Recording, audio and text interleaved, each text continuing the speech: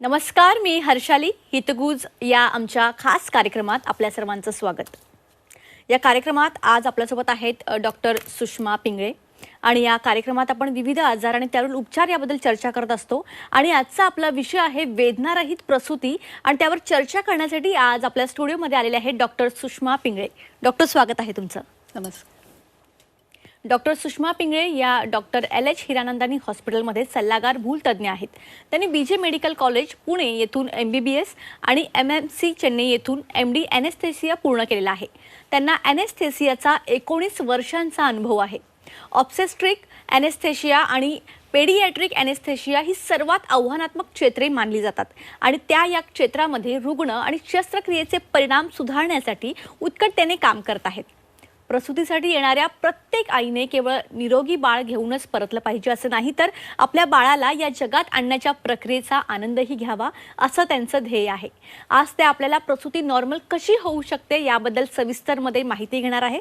तर चला तर मग आता विषयाला सुरुवात करूयात. तर डॉक्टर, सगळ्यात पहिला प्रश्न, प्रसूती प्रक्रियेबद्दल आमच्या प्रेक्षकांना थोडक्यात सुरुवातीला माहिती सांगा. प्रसूती प्रक्रिया ही 3 टप्प्यांची असते. सगळ्यात प्रथम टप्पा म्हणजे जेव्हा गर्भाशयाचे कॉन्ट्रॅक्शन सुरू होतात तेव्हापासून ते गर्भपिशवीचं तोंड पूर्णपणे उघडेपर्यंत, त्याला आपण फुल सर्वायकल डायलटेशन असं म्हणतो. हा जो असतो हा पहिला टप्पा असतो. तर साधारण पहिल्यांदा जी स्त्री माता बनत असते तिच्यात हा टप्पा 8 ते 10 तासांचा असतो. दुसऱ्यांदा किंवा तिसऱ्यांदा स्त्री जी गरोदर असते तिच्यात हा टप्पा साधारण 6 ते 8 तासांचा असतो. आणि या टप्प्यात वेदना सुरू होतात आणि त्या हळूहळू वाढत जातात. आता दुसरा टप्पा म्हणजे जेव्हा ते गर्भाशयाचं तोंड पूर्णपणे उघडलेलं असतं तेव्हापासून ते बाळ बाहेर येईपर्यंत, हा झाला दुसरा टप्पा. तर हा साधारण अर्धा तास ते 2 तास एवढा वेळ घेऊ शकतो. आणि ह्या टप्प्यात सगळ्यात तीव्र वेदना त्या स्त्रीला होतात. आणि तिसरा टप्पा असतो बाळ बाहेर आल्यापासनं ते बाळाची वार आणि नाळ म्हणजे प्लासेंटा आपण म्हणतो, प्लासेंटा बाहेर येईपर्यंत हा साधारण 5 मिनिटाचा टप्पा असतो आणि याच्यात काही वेदना होत नाहीत. त्यामुळे वेदनारहित प्रसूती जेव्हा आपण प्लॅन करतो तेव्हा पहिल्या आणि दुसऱ्या टप्प्यावर मुख्यतः आपलं लक्ष केंद्रित करतो. या वेदनारहित प्रसूतीचं नेमकं बॅकग्राऊंड, नेमका याचा इतिहास काय आहे? वेदनारहित प्रसूतीचा इतिहास फारच इंटरेस्टिंग आहे. प्राचीन काळात फक्त भारतातच नाही तर पाश्चिमात्य देशात सुद्धा कळा या नैसर्गिक असतात आणि ते थांबवणं किंवा त्या कमी करणं, वेदना कमी करणं हे योग्य नाही असं मानलं जायचं. तर साधारण 1847मध्ये डॉक्टर जेम्स यंग सिम्पसन यांनी पहिल्यांदा एका अवघडलेल्या महिलेला इथर दिलं होतं श्वासामार्फत आणि तिच्या वेदना कमी करून तिची प्रसूती केली होती. पण या गोष्टीसाठी त्यांची प्रशंसा व्हायच्या ऐवजी त्यांच्यावर टीकाच जास्त झाली होती. मग 1853मध्ये डॉक्टर जॉन स्नो यांनी राणी व्हिक्टोरियाला तिच्या 8व्या मुलाच्या प्रसूती दरम्यान क्लोरोफॉर्म देऊन वेदनारहित प्रसूती घडवून आणली होती. आणि त्याच्यानंतर खरं तर वेदनारहित प्रसूतीला राजमान्यता मिळाली.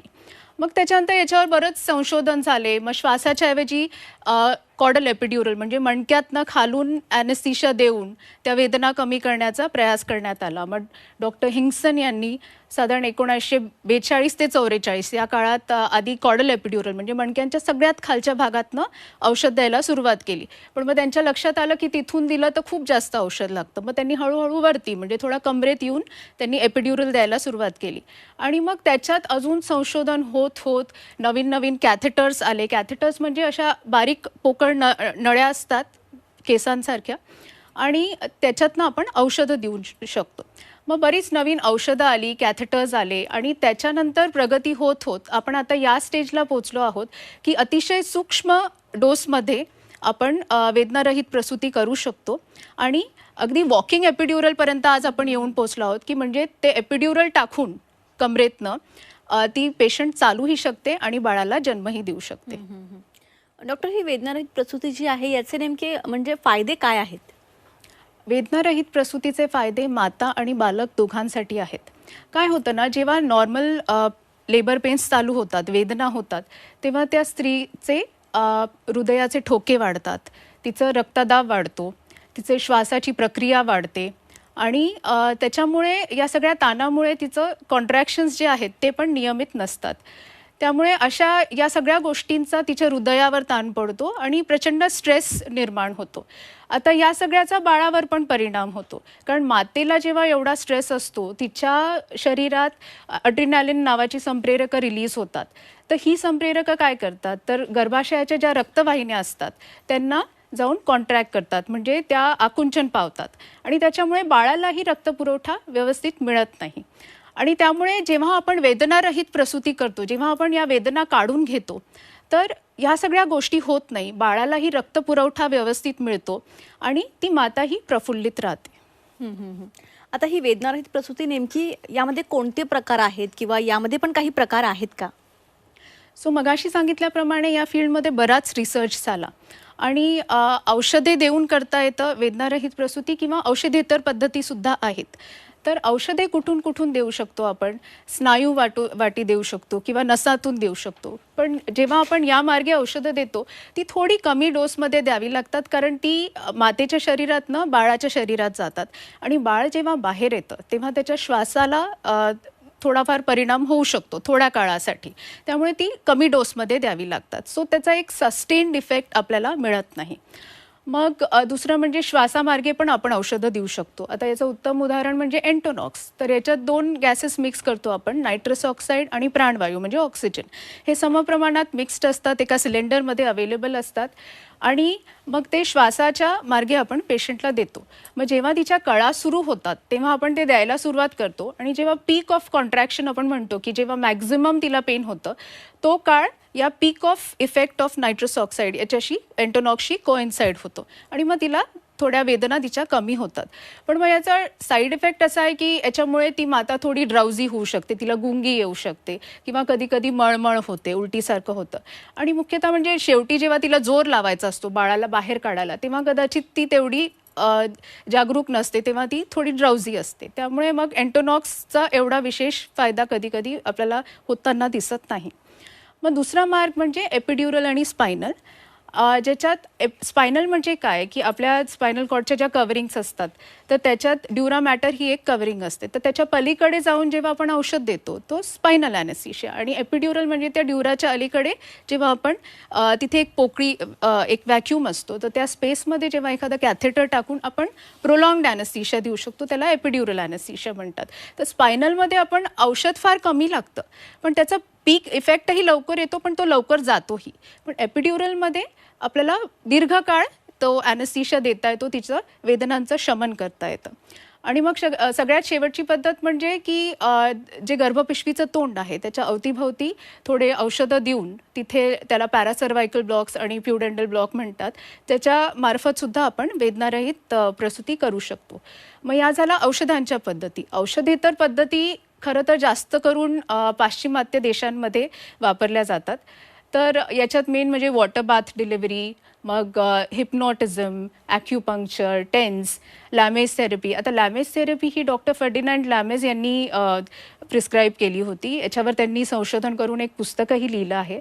याच्यात त्या मातेला तिच्या प्रेग्नन्सीपासूनच काळापासूनच ट्रेनिंग दिलं जातं. बिहेवियरल थेरपी असते ही. याच्यात डिलिव्हरीच्या काळात तिने कशावर लक्ष केंद्रित करावं, श्वासावर नियंत्रण कसं करावं, या सगळ्या गोष्टींचं प्रशिक्षण तिला आधीपासूनच दिलं जातं आणि तिला मानसिकरित्या त्या डिलिव्हरीसाठी तयार केलं जातं. तर या सगळ्या पद्धतींनी आपण वेदनारहित प्रसूती करू शकतो. पण या सगळ्या गोष्टींचा एकच निष्कर्ष असा निघाला की सगळ्यात रिलायबल आणि सेफ पद्धती कोणती, तर ती एपिड्युरल. आणि म्हणूनच त्याच्यावर आज मी मुख्यतः बोलणार आहे. ठीक आहे, मग हे लेबर एपिड्युरल नेमकं काय आहे याबद्दलच सांगा आता. सो लेबर एपिड्युरल समजून घ्यायच्या आधी आपण थोडक्यात फक्त आपली शरीर रचना समजून घेऊया. ओके. सो आपल्या मणक्यांच्या मध्ये आपला कणा असतो ज्याला आपण स्पायनल कॉर्ड म्हणतो आणि त्या स्पायनल कॉर्डमधनं बऱ्याचशा नर्व्स बाहेर येतात ज्या वेगळ्या वेगळ्या अवयवांना जाऊन सप्लाय करतात. तर त्याची नावंही असतात आणि त्यांना नंबर्सही दिलेले आहेत. जसे मानेतल्या नर्व्स असतात त्यांना सर्वायकल नर्व्स म्हणतात, छातीतल्या किंवा पाठीतल्या नर्व्सना थोरॅसिक म्हणतात आणि कमरेतल्या नर्व्सना आपण लंबर नर्व्स म्हणतो आणि सगळ्यात खालच्या भागातल्या नर्व्सना सेक्रल कॉक्सिजियल नर्व्स म्हणतो. तर आता गर्भपिशवीचं जर चेतावितरण बघितलं तर गर्भपिशवीला कोणत्या नर्व सप्लाय करतात, तर आपल्या पाठीतल्या सगळ्यात खालच्या आणि कमरेतल्या सगळ्यात वरच्या म्हणजे थोरॅसिक आणि लंबर अशा त्या नर्व सप्लाय करतात. आणि गर्भपिशवीचं तोंड जे असतं त्याला आपण सेक्रल नर्व्स म्हणजे सगळ्यात खालच्या नर्व्स ज्या असतात त्या सप्लाय करतात. सो म्हणून आपण जेव्हा एपिड्युरल स्पेसमध्ये कॅथेटर टाकतो तर या नर्व्सच्या जवळ जाऊन आपण जर औषध दिलं तर तेवढा भाग फक्त आपल्याला बधीर करता येतो आणि तिच्या वेदना कमी करता येतात. तर आता हे झालं चेता वितरण. आता थोडक्यात आपण परत स्पायनल कॉर्डची रचना समजून घेऊयात. तर स्पायनल कॉर्ड म्हणजे आपला कणा, याला 3 आवरणं असतात: पाया मॅटर, अरेक्नॉइड मॅटर आणि ड्युरा मॅटर. आता हे ड्युरा मॅटर हे सगळ्यात आउटसाईड म्हणजे सगळ्यात बाहेरचं कव्हरिंग असतं. तर ड्युराच्या पलीकडे म्हणजे जेव्हा आपण मणक्यातनं ती सुई घालतो आहोत तर ड्युरा मॅटर क्रॉस करून मग ते जे द्रव्य असतं सेरेब्रोस्पायनल फ्लुइड त्याच्यात जेव्हा आपण ड्रग डिपॉझिट करतो त्या प्रक्रियेला आपण स्पायनल असं म्हणतो. आणि ड्युराच्या अलीकडे म्हणजे पाठीमागून जेव्हा आपण सुई घातली आहे मणक्यांच्या मधून तेव्हा ड्युराच्या अलीकडे जेव्हा जी स्पेस असते तिला एपिड्युरल स्पेस म्हणतात. ती एक नेगेटिव्ह स्पेस असते, त्याच्यात व्हॅक्यूम असतो आणि त्याच्यात आपण एक कॅथेटर डिपॉझिट केलं तर त्या कॅथेटरमार्फत आपल्याला औषधं देता येतात आणि दीर्घकाळ असा ॲनेस्थीशिया देता येतो. बरोबर. मग यामध्ये कोणता सेटअप दिला जातो, म्हणजे लेबर एपिड्युरलमध्ये नेमका सेटअप कोणता असतो? तर आता हे आपल्या लक्षात आलं असेल की ही एक इन्व्हेजिव्ह प्रोसिजर आहे. आपण मणक्यांच्या मधून जाऊन कणापर्यंत पोचतो आहोत. तर ऑब्व्हियसली हे करायला अगदी स्किल्ड तज्ज्ञ, भूलरोग तज्ज्ञच पाहिजे, कारण भूलतज्ज्ञांना या गोष्टीचं विशेष प्रशिक्षण मिळालेलं असतं. सो ही प्रक्रिया फक्त भूलतज्ज्ञांनीच करावी. अतिशय सेफ आणि स्वच्छ सराउंडिंग्समध्ये करावी, जिथे स्टराईल इक्विपमेंट्स अवेलेबल असतील, मॉनिटर्स अवेलेबल असतील, त्या आईचे ठोके बघायला, हृदयाचे ठोके, तिचं रक्तदाब बघायला, बाळाचे ठोके बघायला, मॉनिटर करायला हे सगळे इक्विपमेंट्स असतील अशा ठिकाणी. प्लस स्त्रीरोग तज्ज्ञ आणि बाळरोग तज्ज्ञ अवेलेबल असतील डिलिव्हरीच्या वेळी अशा ठिकाणी. आणि गरज पडलीच तर या पेशंटला समजा सिझेरियन ऑपरेशनची गरज पडली तर एक ऑपरेशन थिएटरसुद्धा रेडिली अवेलेबल असायला पाहिजे. सो अशा सेटअपमध्ये किंवा अशा हॉस्पिटलमध्येच ही प्रक्रिया करायला पाहिजे. आणि ही लेबर एपिड्युरलसाठी लागणारी उपकरणं, परत औषधं, ते कशा प्रकारची असतात आणि कशा प्रकारे दिली जातात? सो लेबर एपिड्युरलसाठी जेव्हा आम्हाला बोलवण्यात येतं तेव्हा सगळ्यात आम्ही आधी त्या मातेचं तिची सगळी हिस्ट्री घेतो, म्हणजे तिला काही आजार आहे का हे जाणून घेतो. मग तिचं एक्झॅमिनेशन करतो, तिचं रक्तदाब किती आहे, तिचा हार्ट रेट किती आहे, ऑक्सिजन सॅच्युरेशन कसं आहे, बाकी काही अजून इश्यूज आहेत का ते बघतो. मग तिचे इन्व्हेस्टिगेशन्स म्हणजे तिचे ब्लड रिपोर्ट्स ते सगळे एकदा तपासतो, प्लेटलेट काउंट ठीक आहे का हे सगळं बघण्यात येतं. मग बाळाचे रिपोर्ट्स बघतो, अल्ट्रासाऊंडमध्ये काही ॲबनॉर्मॅलिटीज आहेत का, बाळाची ग्रोथ कशी आहे हे सगळं बघितलं जातं, बाळाचे ठोके कसे आहेत ते बघितलं जातं. आणि मग हे सगळं झाल्यानंतर तिची संमती आम्ही घेतो, कन्सेंट ज्याला आपण म्हणतो. कन्सेंट घेतल्यानंतर तिला ह्या पूर्ण प्रोसिजरबद्दल एक माहिती दिली जाते आणि त्याच्यानंतर मग आपण ही प्रक्रिया सुरू करतो. आता या प्रक्रियेसाठी लागणारी सामग्री म्हणजे एपिड्युरल सेट. आता हा एपिड्युरल सेट 16 गेज किंवा 18 गेज अशा 2 सायझेसमध्ये आपल्याकडे अवेलेबल असतो, आपण कोणताही टाकू शकतो. तर या सेटमध्ये काय असतं, एक 8 सेंटीमीटर लांब अशी नीडल असते जिला आपण टूहीज नीडल म्हणतो. आता टूही हा शास्त्रज्ञ होता ज्याने ही नीडल शोधली म्हणून त्याचं नाव त्या नीडलला दिलेलं आहे. तर ही टूहीज नीडल असते, एक सिरिंज असते आणि एक कॅथेटर असतं, त्याला आपण एपिड्युरल कॅथेटर म्हणतो. तर आता आधी सगळ्यात आधी पेशंटला या प्रोसिजरबद्दल माहिती देऊन तिला बसवण्यात येतं. मग तिच्या पाठीचं निर्जंतुकीकरण करून आपण तिथे आधी लोकल ॲनेस्थीसिया देतो. लोकल ॲनेस्थीसिया म्हणजे आपल्याला कोणतंही साधारण एक इंजेक्शन लागतं तेवढं एक 10 सेकंद फक्त पेन होतो. लोकल ॲनेस्थीसिया दिल्यानंतर तो तिथला भाग बधीर होऊन जातो. मग बधीर झाल्यानंतर मग आपण ही टूहीज नीडल आतमध्ये घालतो. आता ही टूहीज नीडल घालताना पेशंटला काहीही कळत नाही किंवा त्रास होत नाही, कारण तो भाग तिथे बधीर झालेला असतो. सो मग टूहीज नीडल घालून आणि त्या सिरिंजच्या सहाय्याने आम्ही एपिड्युरल स्पेस लोकेट करतो. मग एपिड्युरल स्पेस लोकेट केल्यानंतर मग त्याच्यात आम्ही ते कॅथेटर थ्रेड करतो. मग ते कॅथेटर थ्रेड केल्यानंतर ती टूहीज नीडल काढण्यात येते आणि मग त्या कॅथेटरमधनं हळूहळू आपण औषध द्यायला सुरुवात करतो आणि एक साधारण 10-15 मिनटात ते आपल्याला वेदनांचं शमन करता येतं आणि म्हणजे तिला सिग्निफिकंट पेन रिलीफ मिळतो. आता हे सगळं करत असताना पेशंटला मॉनिटर्स लावलेले असतात, बाळाचे ठोकेही मॉनिटर होतात आणि मेन म्हणजे तिला IV लाईन टाकलेली असते आणि त्याच्यातनं आम्ही सलाईनही देतो आणि तिला या पूर्ण प्रक्रियेच्या दरम्यान लिक्विड डाएटवर ठेवण्यात येतं. सॉलिड डाएट आपण तेव्हा अवॉइड करतो. नक्कीच. तर डॉक्टर सुषमा पिंगळे यांच्यासोबत वेदनारहित प्रसूती या विषयावर आमची ही चर्चा अशीच चालू राहील. एक छोटासा ब्रेक घेऊया, लगेच परत येऊया. ब्रेकनंतर आपल्या सर्वांचं पुन्हा एकदा स्वागत. वेदनारहित प्रसूती या विषयावर आपण डॉक्टर सुषमा पिंगळे यांच्यासोबत चर्चा करत होतो. तर पुन्हा एकदा चर्चेकडे वळूयात. तर डॉक्टर, सगळ्यात महत्त्वाचा प्रश्न, लेबर एपिड्युरल कोणत्या पेशंट्समध्ये आपण देऊ नाही शकत? खरं तर ही प्रक्रिया आम्ही सगळ्याच पेशंट्सना ॲडवाईस करतो. अगदी ज्यांना हृदयाचे विकार आहेत किंवा रक्तदाब जास्त आहे त्यांना सुद्धा ही प्रक्रिया आम्ही ॲडवाईस करतो. पण एक 2-3 अशा केसेस आहेत जिथे आपण ही प्रक्रिया करू शकत नाही. सगळ्यात प्रथम म्हणजे जर ती माता मानसिकरित्या तयार नसेल या प्रोसिजरसाठी, तर मग आपण हे करत नाही, कारण मातेचं कन्सेंट हे सगळ्यात महत्त्वाचं असतं.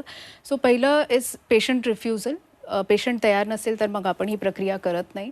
दुसरं म्हणजे समजा तिचं प्लेटलेट काउंट कमी असेल किंवा तिला काही ब्लड थिनर्स चालू असतील किंवा अशी औषधं ज्याच्यामुळे तिचं रक्त पातळ करण्यात येतं, अशी औषधं चालू असतील तर मग आपण ही प्रक्रिया करत नाही. कारण की हे करत असताना ही ब्लाइंड प्रोसिजर आहे. हे करत असताना कधी कधी समजा एखाद्या रक्तवाहिनीला धक्का लागला तर नॉर्मल पेशंटमध्ये ते लगेच रक्त तिथे गोठतं आणि ते ब्लिडिंग स्टॉप होतं. पण जर एखादा पेशंटचं प्लेटलेट काउंट कमी असेल किंवा रक्त पातळ करणाऱ्या औषधं तिला चालू असतील तर मग ते लगेच रक्त गोठत नाही आणि मग नंतर एखादा मोठा क्लॉट होऊन त्या कण्यावर त्याचा प्रेशर, दाब येऊ शकतो. त्यामुळे मग अशा पेशंट्समध्ये आपण अवॉइड करतो. तिसरी गोष्ट म्हणजे समजा तिला पाठीवर एखादं इन्फेक्शन असेल तर मात्र आपण ही प्रोसिजर करत नाही, कारण मग जेव्हा आपण नीडल आतमध्ये टाकत असतो तर ते पाठीवरचं इन्फेक्शन आपण आतमध्ये घेऊन जातो स्पायनल कॉर्डपर्यंत. त्यामुळे या 2-3 केसेसमध्ये जनरली आम्ही अवॉइड करतो. आणि हे लेबर एपिड्युरलचे आपण फायदे भरपूर बघितले, पण याचे काही दुष्परिणाम पण आहेत का? आता प्रत्येक इन्व्हेसिव्ह प्रोसिजर म्हटली की त्याचे दुष्परिणाम थोडेफार असतातच, पण स्किल्ड हँड्समध्ये हे दुष्परिणाम फार कमी असतात आणि त्यामुळेच हे सगळं अशा सेटअपमध्ये पेशंटनी करायला हवं की जिथे स्किल्ड ॲनेस्थेसिओलॉजिस्ट अवेलेबल आहेत. तर आता याचे दुष्परिणाम बघितलं तर मातेवर आणि बाळावर अशा 2 हेडिंग्सखाली आपण बघूया. तर मातेवर काय, तर हे प्रोसिजर करत असताना ती जर समजा हल्ली तर ती निडल इकडे तिकडे जाऊ शकते किंवा ती ड्युरा पंक्चर करू शकते. ड्युरा पंक्चर केल्यामुळे काय होतं की ही निडल जरा थोडीशी मोठी असते, त्यामुळे तिचं होल मोठं असल्यामुळे ड्युरा पंक्चर केल्यामुळे जे आतमध्ये सेरेब्रोस्पायनल फ्लुइड असतं ते फ्लुइड बाहेर यायला लागतं आणि तिला लो प्रेशर हेडेक हा 3-4 दिवस होऊ शकतो. पण हा low pressure headache self limiting असतो, तो आपले आप 3-4 दिवसात निघून जातो आणि गरज पडली तर आपण त्याच्यासाठी औषधही देऊ शकतो. तर हा मातेवर सगळ्यात महत्त्वाचा झालाच तर साईड इफेक्ट आपण समजू शकतो. मग दुसरी गोष्ट म्हणजे समजा ते कधी कधी असं होतं की कॅथेटर एका साईडला मायग्रेट होतं, मग तिला एका साईडलाच फक्त वेदना तिच्या कमी होतात, दुसऱ्या साईडला तिला वेदना होत राहतात. तर मग अशा वेळेस ते कॅथेटर आपण रिपोझिशन करू शकतो. सो हे त्यातल्या त्यात मेन आपण असं म्हणू शकतो की हे साईड इफेक्ट्स त्या प्रोसिजरचे. मग बाळात बोलायचं झालं तर बाळावर ॲज सच फार परिणाम होत नाही, कारण आपण जे ड्रग्स यूज करतो ते अतिशय सूक्ष्म कॉन्सन्ट्रेशनमध्ये यूज करतो. पण तरीही आम्ही बाळाचे हार्ट रेट मॉनिटर करतो, कारण कधी कधी ट्रान्झियंट म्हणजे एक थोड्या वेळासाठी बाळाचा हार्ट रेट ड्रॉप होऊन तो परत वर येतो, पण ते मॉनिटरिंग आमचं कंटिन्युअस चालू असतं. पण आजकाल ज्या कॉन्सन्ट्रेशन्समध्ये ड्रग्स आम्ही यूज करतो त्याच्यात हे होत नाही आणि कधीही एपिड्युरल द्यायच्या आधी आम्ही कायम बाळाचे आधीचे हार्ट रेट, त्याचं सोनोग्राफीमधलं जे काही त्याचं डेव्हलपमेंट आहे ते बघून तो डोस मगच ठरवतो. त्यामुळे जनरली हे साईड इफेक्ट्स होत नाही. आणि मग हे एपिड्युरल आणि कंबरदुखी याचा काही संबंध आहे का? आमच्याकडे येणारी प्रत्येक पेशंट पहिला प्रश्न हाच विचारते की डॉक्टर याच्यामुळे माझी पाठ तर दुखणार नाही का? तर आज मी आवर्जून सांगू इच्छिते की एपिड्युरलमुळे किंवा स्पायनल ॲनेस्थेशियामुळे कोणताच त्रास पेशंटला होत नाही किंवा कंबरदुखी होत नाही. काय होतं ना, प्रेग्नन्सीमध्ये बाळामुळे ते स्नायू आणि लिगामेंट्स जे असतात तिथले ते सगळे ताणले जातात. मग बाळ जेव्हा बाहेर येतं तेव्हा ते स्नायू आणि लिगामेंट्स रिलॅक्स होतात, शिथिल होतात. त्यामुळे मग ते स्ट्रेंथन करायला तिने back strengthening exercises, calcium supplements, vitamin D levels check करायला पाहिजे. हे सगळं तिने तिचं स्वतःची काळजी घ्यायला पाहिजे, जी ती घेत नाही आणि म्हणून मग कंबरदुखी होऊ शकते. पण एपिड्युरलमुळे ॲज सच होत नाही. ओके, म्हणजे इन शॉर्ट हे सेफ आहे. अगदी सेफ आहे. नक्कीच. तुम्ही या ठिकाणी आलात आणि खूप चांगली माहिती आमच्या प्रेक्षकांना दिलीत, त्यासाठी तुमचे मनापासून धन्यवाद. थँक्यू. तर वेदनारहित प्रसूती कशाप्रकारे केली जाते, याचे फायदे काय आहेत, याविषयी अत्यंत उपयुक्त असं मार्गदर्शन या ठिकाणी सुषमा पिंगळे यांनी केलेलं आहे. तर डॉक्टर सुषमा पिंगळे, तुमचं पुन्हा एकदा धन्यवाद. आणि कार्यक्रमात आता वेळ झाली इथेच थांबण्याची. नमस्कार.